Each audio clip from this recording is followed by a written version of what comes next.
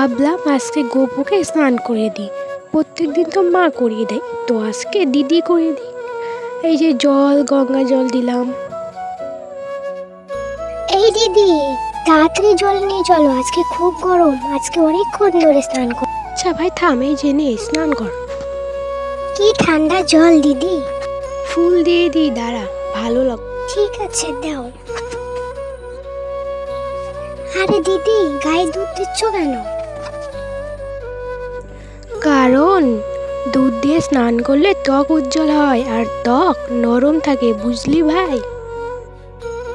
হ্যাঁ হ্যাঁ বুঝলাম দিদি, কিন্তু পরে আবার ভালো জল দিয়ে ধুয়ে দিও, না হলে সব পিঁপড়ে আমাকে খেতে আসবে।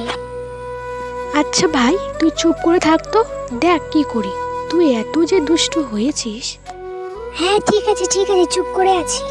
তুমি সবাইকে দেখাচ্ছ, আমি আর তোমার কাছে চান করবো না কোনোদিন না। কেন কর? আমি স্নান করছি, ওরা দেখছে, আমার কি লজ্জা শরম নেই? বাপ রে, আমার এইটুকু ভাইয়ের কত লজ্জা। চুপ করে থাক, মুছে দি। হ্যাঁ বল এবার কোনটা পরবি?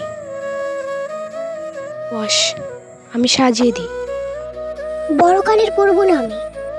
ঠিক আছে বাবা, ছোটটাই পরিয়ে দিচ্ছি।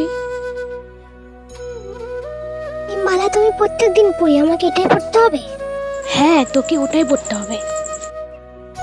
চন্দন পরিয়ে দিবে না? হ্যাঁ দিব, এই যে চন্দন পাচ্ছি। আর এই মালাটা তোর জন্য আমি বানিয়েছি আজকে। কেমন লাগছে বল? বাহ দিদি, আমাকে তো পরেই দারুণ লাগছে। তোমরা বলো আমাকে কেমন লাগছে।